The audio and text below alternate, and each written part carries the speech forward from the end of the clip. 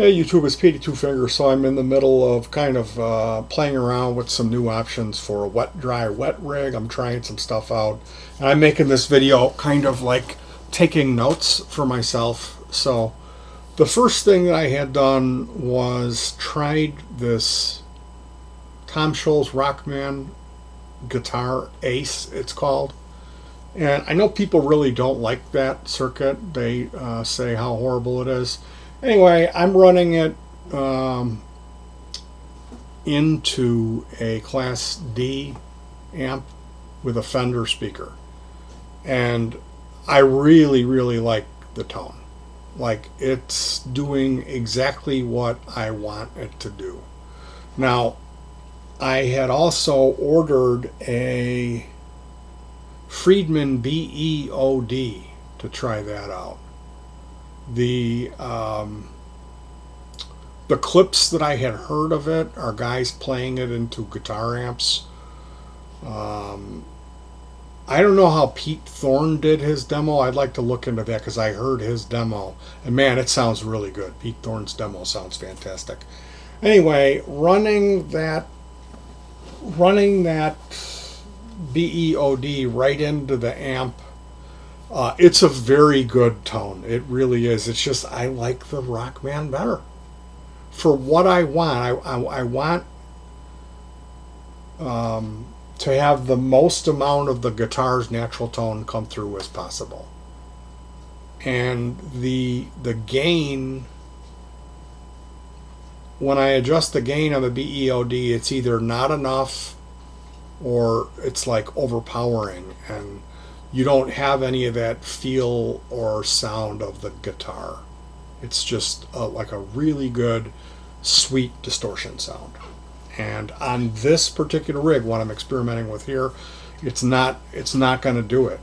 You know, I tried going straight into the power amp, like using the Friedman beod, and the pedal that I built, it's a Dirty Shirley on one side and a beod on the other. Now on mine, I don't know if I made a mistake or if that's just how it is. When you switch over to the Dirty Shirley side, the volume drops a considerable amount and the gain drops. So it's much mellower on the Dirty Shirley side, and like if I run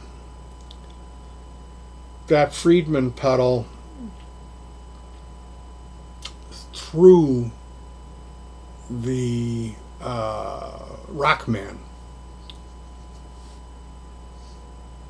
I'm really not liking what I'm getting.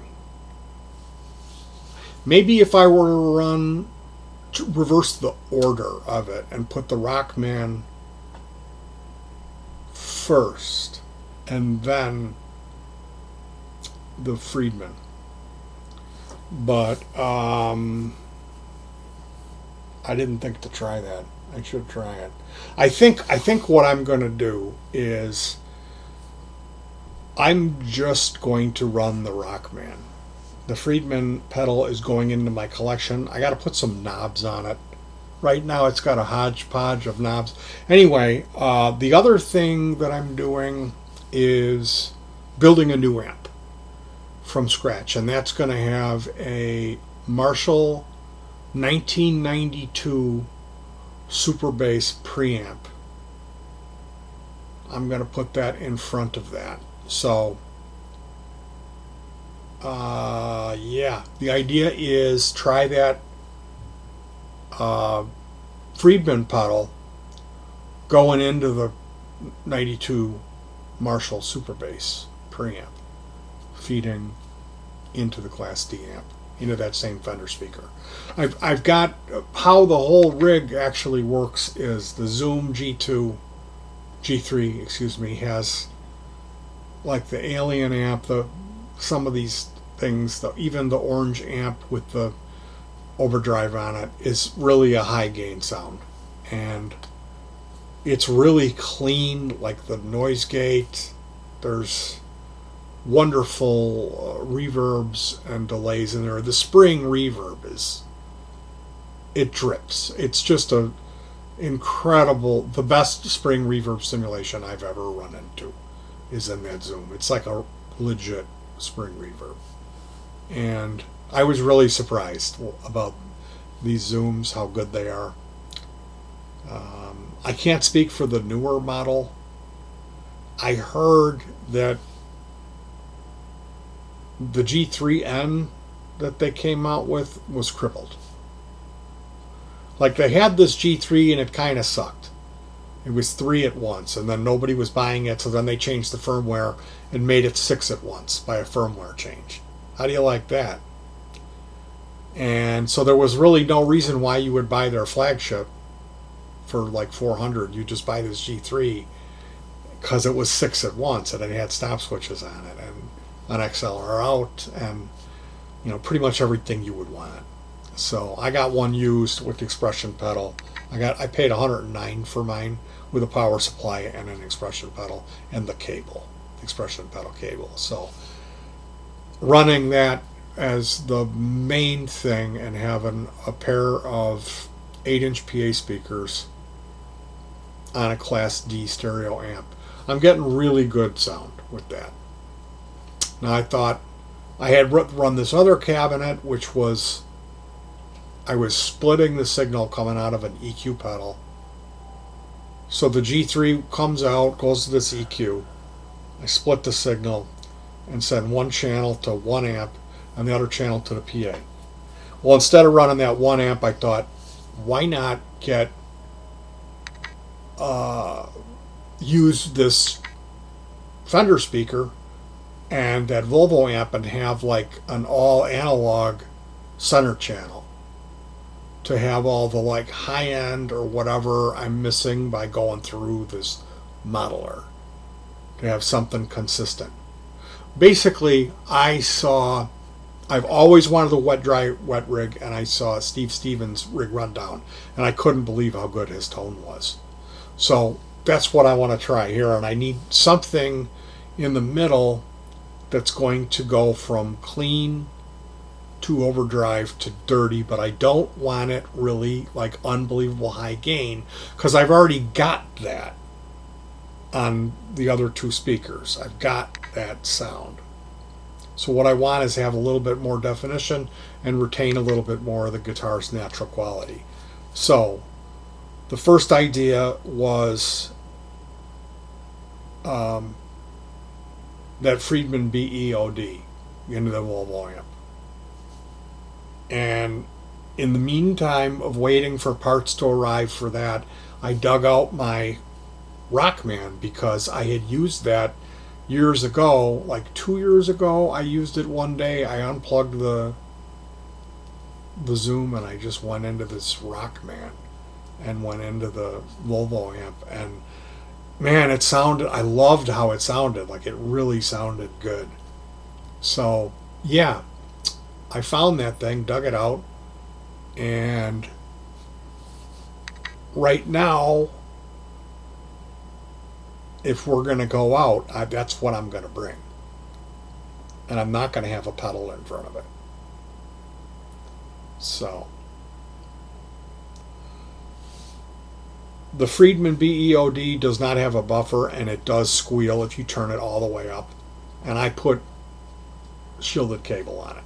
So you need to have a buffered pedal in front of that, and that will take away the squeal. It's some impedance thing. So anyway, the pedal I'm going to use to split the signal is a Boss Chorus, a bass chorus, CEB3, and that's got one input jack and 2 out. And it eats like 16 milliamps, so I could run a 9-volt battery on it, and it will last pretty long. So I'm going to use that to split the signal, and that's buffered, and that gets rid of the squealing. So right now, that's what we're looking at. And I've got these jfet daughter boards because they're SMT jfets, and I got to solder those a little tiny. Man, are they small. I got to solder those to these daughter boards. And once that stuff comes, I've also got some little clips to fit on the daughter boards so they pop right into the sockets. So I'm waiting on some of that stuff to come to finish. Tayda sent me the wrong parts, They sent me a bag of 10 jfets instead of 10 250 PF picofarad ceramic capacitors. So that was a good deal for me, but I still need the 250. So yeah, the point is, the original idea was trying this Friedman, that Friedman pedal was going to go into play. So it still might end up being the fact. I'm building myself a new amp with a Marshall preamp in it. And what happens with this Volvo amp after that, I don't know. It might end up not being a thing. But yeah, we'll see how it all plays out. So the next update as far as this goes, the tone thing, is going to be when I put together that 1992 Marshall superbass preamp and put that thing, test it out, and see what we're getting with that.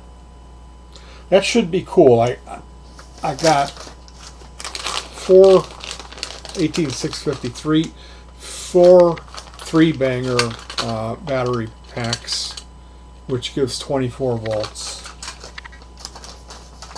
and 1 double, which will give me around 9. I think it's 8.5. So this is what will be running the preamp. It's going to run a little low, but have a little sag in the circuit. So yeah, I'm excited about getting that finished and seeing what that one sounds like. And I don't know. I may end up preferring the rockman. The rockman has a lot of high end on it. When you run that clean, man, the rockman clean sounds really good. There's 3 settings on it. There's the clean, and then there's like a kind of a slightly overdriven, and then the distortion. And all 3 of them are very usable, really good sounding tones coming out of this setup that I have here, which is a 12-inch Fender speaker from a Princeton amp. So yeah, that's the situation, and I won't really know what's going on until I finish building everything up and testing it. And my prediction is I'm gonna end up liking this Rockman deal. So there you go. All right, guys. I'll catch you later. Peace.